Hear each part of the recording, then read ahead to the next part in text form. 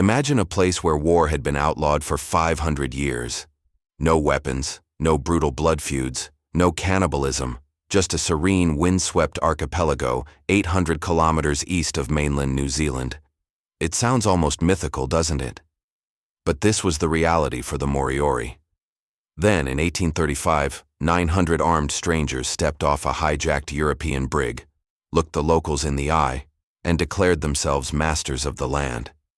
It was as if a door had been kicked open to a world the Moriori had intentionally left behind. The Moriori people, outnumbering them 2-1, gathered under a sacred tree and made a profound choice. They voted not to fight back. Within weeks, 1 in 6 of them were dead. Within decades, only a handful remained. Most of us never learned their names. Tonight, you will. Before we begin, if you love uncovering hidden dramatic moments from history, make sure to like this video, subscribe to the channel, and drop a comment with your thoughts. It really helps us bring you more stories like this one. The Chatham Islands, or Rekohu, as the Moriori call their main island, meaning Misty Sun, are tiny, roughly the size of Chicago.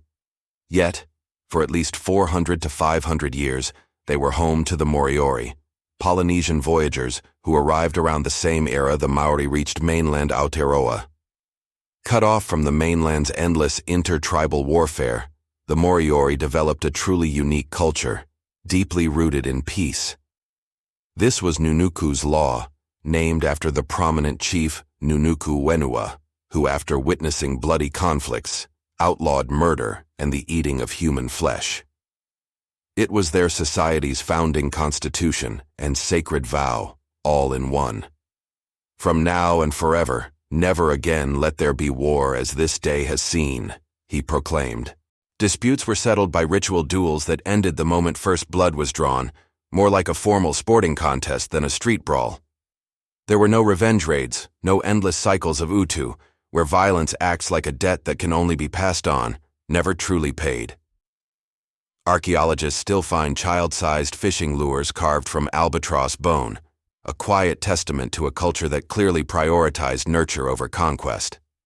By 1835, roughly 2,000 Moriori lived in small, peaceful coastal settlements, harvesting seals, cultivating kumara, and engraving tree carvings that spiral like fingerprints across the trunks of ancient kopi groves. While the Chathams practiced peace, New Zealand's North Island was tearing itself apart in the brutal musket wars.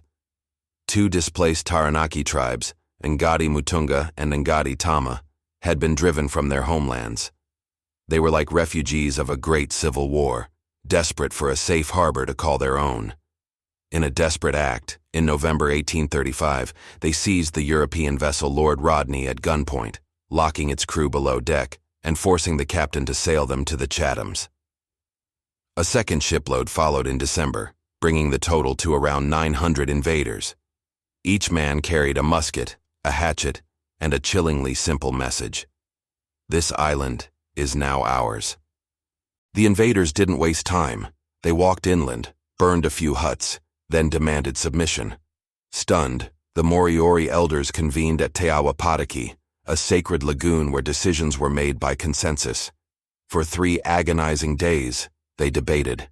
The younger men argued for resistance, pointing out they outnumbered the newcomers 2-1.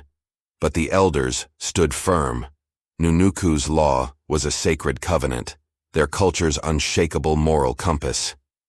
To break it, even in the face of aggression, would be like a captain deliberately sinking his own ship to weather a storm. They announced their answer. Nunuku's law forbade war. They would share food and shelter, but would not take a life. The Taranaki chiefs, however, saw this peace council not as an offering, but as a gathering of enemy forces. It was a fatal misinterpretation of intent, like mistaking an open hand for a clenched fist. They struck first. Over the following 4 weeks, armed parties swept the island. Men were shot, women clubbed, children taken as bonded labor.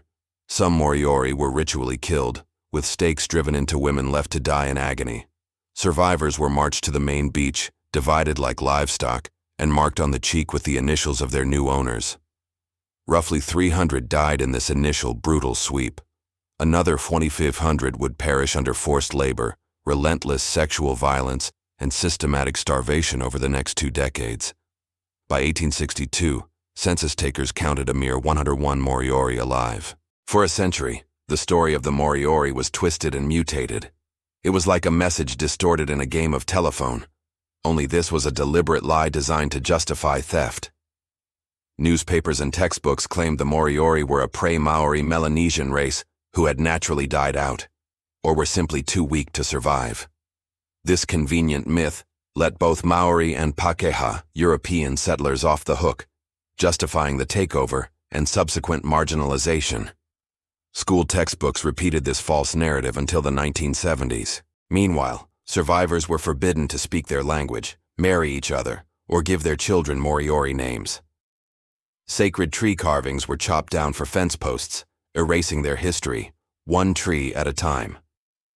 When New Zealand finally annexed the Chathams in 1842, officials upheld the invaders' land claims.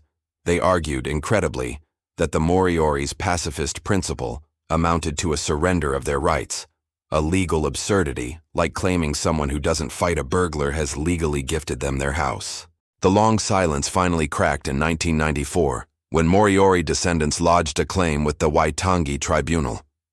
The resulting 2001 report, Rekohu, a report on Moriori and Ngati Mutunga claims in the Chatham Islands, unequivocally labeled the 1835 events a genocide in plain language. It highlighted the Crown's failure to protect Moriori and its role in their land dispossession. In 2020, after years of negotiations, the Crown signed a historic treaty with Moriori, which became law in 2021 as the Moriori Claims Settlement Act. This included a formal apology and $18 million in reparations, statutory recognition of Moriori identity, and the return of 50 stolen ancestral remains housed in European museums. Today, a beautiful marae complex is under construction on Rekohu, the main island, where children are now learning Te Re Moriori in bilingual classes. Yet, the journey isn't over. While around 1,000 people self-identify as Moriori today, cultural resurrection is an ongoing effort. Walking a demographic tightrope, and some land disputes with Ngati Mutunga persist. History isn't just what we inherit, it's what we choose to remember, what we choose to learn from. If this story was new to you, consider hitting subscribe. There's a lot more erased history where this came from. The Moriori genocide stands apart in the ugly ledger of colonial violence, a people annihilated not because they couldn't defend themselves, but because they refused to betray a 500-year promise of peace. Their descendants still recite Nunuku's law each dawn. Kangaro te rakau a te Pakeha, kangaro te rakau a te Maori, kamau te rakau a Nunuku. The weapons of the Pakeha may vanish, the weapons of the Maori may vanish, but the covenant of Nunuku endures. Remember that the next time someone claims pacifism is naive. Sometimes the bravest stand is choosing not to raise a hand, and history owes it to the brave to speak their names.